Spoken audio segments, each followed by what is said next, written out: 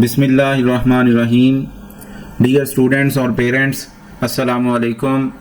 जैसा कि आप जानते हैं कि पंजाब के तमाम तालीमी बोर्ड्स ने आज 31 जुलाई 2023 को मैट्रिक के सालाना इम्तिहान का रिज़ल्ट अनाउंस कर दिया है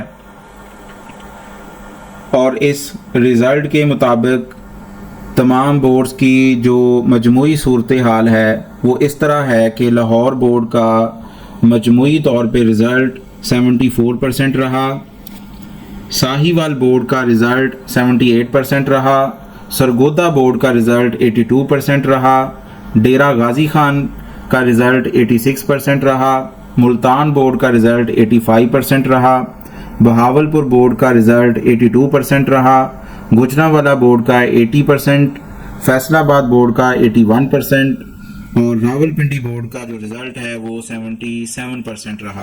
डेरा गाजी खान बोर्ड का रिज़ल्ट चूँकि 86.37% है, इसलिए डेरा Ghazi Khan number 1 first position और मुल्तान बोर्ड 85% के साथ नंबर 2 पोजीशन पे और सरगोदा बोर्ड 82.83% के लिहाज से थर्ड पोजीशन पे।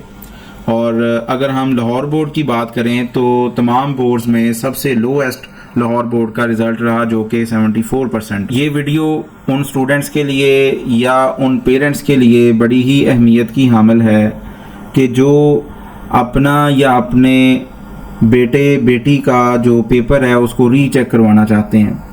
इस टॉपिक से रिलेटेड जो प्रैक्टिकल इश्यूज़ हैं वो क्या हैं और उनको कैसे सॉल्व किया जा सकता है, आप इस वीडियो में बड़ी आसानी से उनको देख सकते हैं और समझ सकते हैं। अब क्वेश्चन ये है कि स्टूडेंट पेपर रीचेकिंग क्यों करवाना चाहता है, तो इसका जवाब चंद एक शकूक शुबहात हैं जो स्टूडेंट्स को पेपर रीचेकिंग की तरफ कायल करते हैं। स्टूडेंट ये सोचता है कि मेरा कोई क्वेश्चन है जो अनमार्क्ड, जिसको एग्जामिनर ने चेक नहीं किया, इस तरह का कोई क्वेश्चन रह गया है, या ये भी रीज़न हो सकती है कि उसके दिल में ये शक हो, ये शुबा हो कि मेरी जो जवाबी कापी थी, जो आंसर शीट थी, उसका कोई हिस्सा तब्दील कर दिया गया है। जो तीसरी रीज़न है वो ये है कि स्टूडेंट ये भी सोचते हैं कि एग्जामिनर्स ने नंबर्स को, जो इंडिविजुअल क्वेश्चंस को उसने नंबर अलाट किए हैं, उनका जब टोटल किया तो वो ठीक तरह नहीं किया। और आखिरी जो रीज़न है वो है just for the sake of satisfaction, कि अपनी सेटिस्फेक्शन के लिए मैं देखना चाहता हूँ, मैं चेक करना चाहता हूँ कि मैंने पेपर्स किस तरह सॉल्व किया और कहाँ कहाँ पे मैंने गलतियाँ की और किस तरह एग्जामिनर ने मेरे क्वेश्चंस की मार्किंग की, मुझे इवेल्युएट की। हम पेपर रीचेकिंग कैसे करें, तो आज की इस वीडियो में मैं आपको स्टेप बाय स्टेप वो प्रोसीजर, वो मेथड बताऊंगा जिसके ज़रिए आप आसानी से अप्लाई कर सकें और जाके अपने पेपर्स को रीचेक कर सकें।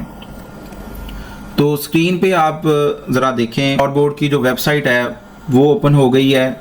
अब इसमें आप स्टूडेंट का रोल नंबर लिखेंगे,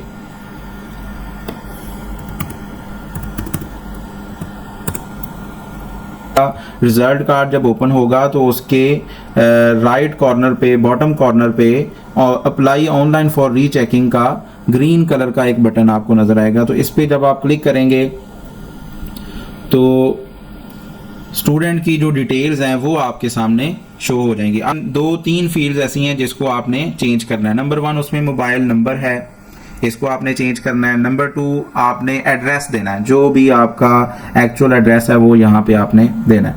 उसके बाद आपने जो इम्पोर्टेंट काम करना है वो है choose subject for rechecking carefully. ये बड़ा अहम पोर्शन है जिसमें आपने उन सब्जेक्ट्स को चूज़ करना है, सिलेक्ट करना है जिन सब्जेक्ट की रीचेकिंग आप करवाना चाहते हैं। जब मैं सिलेक्शन करूंगा तो साथ आपने देखा होगा नीचे टोटल अमाउंट वो चेंज हो रही है। एक सब्जेक्ट में लिखूंगा, सिलेक्ट करूंगा तो एक सब्जेक्ट की अमाउंट यहाँ पे आएगी, और अगर मैं 2, 3, 4, तो मैंने 4 सब्जेक्ट को सिलेक्ट किया है।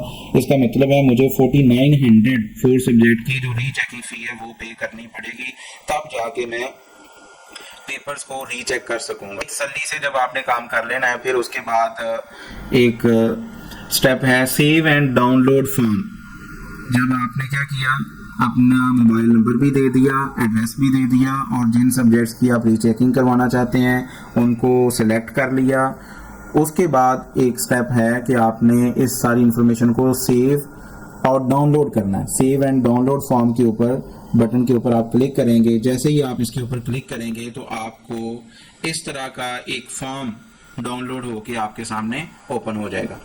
इसमें आपका रोल नंबर आ जाएगा, आपका नेम, फादर्स नेम, आपका मोबाइल नंबर यहाँ पे शो हो रहा होगा और वो सब्जेक्ट्स पार्ट 1 के सब्जेक्ट्स और पार्ट 2 के सब्जेक्ट्स और उनके जो आपने नंबर हासिल किए थे वो यहाँ पे टेबल की सूरत में आपको नज़र आएंगे।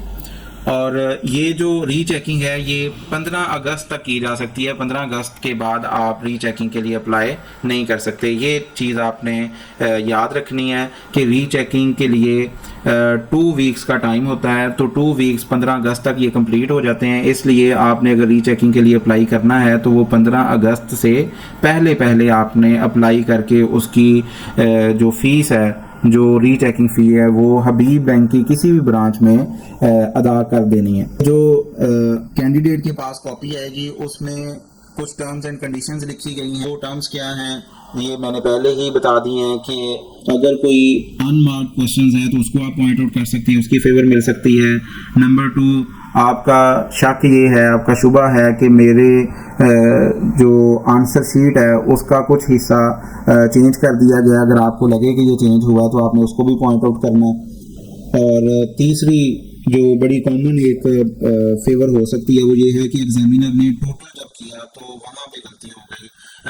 58 बनते थे लेकिन गलती से उसने 48 मार्क कर दिए जब टोटल उसने किया। टोटल की गलतियां नॉर्मली देखने में आती हैं और इनकी फेवर भी दी जाती है, तो जवाब कर दिया जाता है। जब आप इस तरह अप्लाई कर देंगे तो जो भी नंबर आपने फॉर्म में दिया होगा उस नंबर पे एक इंटीमेशन मैसेज आ जाएगा। उस मैसेज में लिखा क्या होगा, आपको डेट बताई जाएगी और आपको टाइम बताया जाएगा कि फ़लाँ डेट को फ़लाँ टाइम पे आपने सीक्रेसी ऑफिस में आना है, लाहौर बोर्ड की फ़लाँ बिल्डिंग में आपने इस वक्त आके रिपोर्ट करनी है।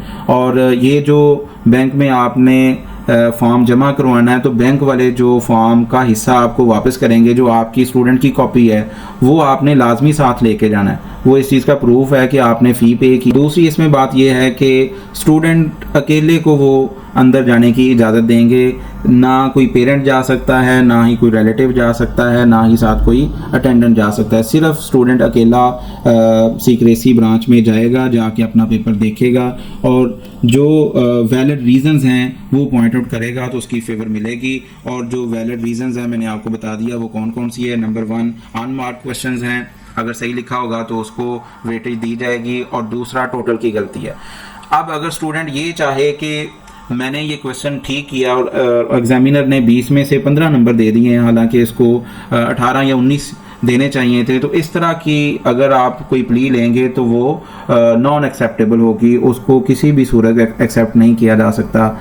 जो मार्किंग एग्जामिनर ने कर दी है किसी क्वेश्चन की, अगर 9 नंबर उन्होंने इवेल्युएशन की है तो दैट इज़ फाइनल, इसको आप चेंज नहीं कर सकते। 8 को 9 नहीं कर सकते, 9 को 8 नहीं कर सकते। और ना ही एग्जामिनर के इस एवेल्युएशन क्राइटेरिया को आप किसी जगह पे किसी कोर्ट ऑफ लॉ में चैलेंज कर सकते हैं। जो एग्जामिनर ने कर दिया वो सो कर दिया।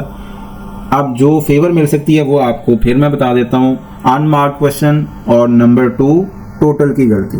इसके अलावा आपको कोई फेवर नहीं मिलेगी।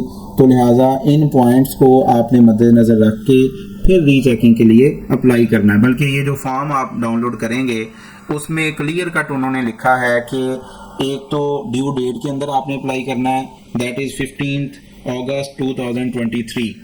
इससे पहले आपने ये सारा प्रोसेस कंप्लीट कर देना। दूसरे नंबर पे वो टर्म्स एंड कंडीशंस हैं जिनके तहत आप पेपर रीचेक कर सकते हैं। अगर आप उनके अलावा कोई टर्म्स एंड कंडीशन हैं या शुकूक शुबहात हैं तो उनकी अजाले के लिए आप अप्लाई करना चाहते हैं तो फिर इस प्रोसेस में से ना गुजरें, आपको कोई फ़ायदा नहीं होगा। उम्मीद है कि आज की ये वीडियो आपके लिए इंतहाई फ़ायदेमंद साबित हुई होगी और आपको सीखने का मौका मिला होगा।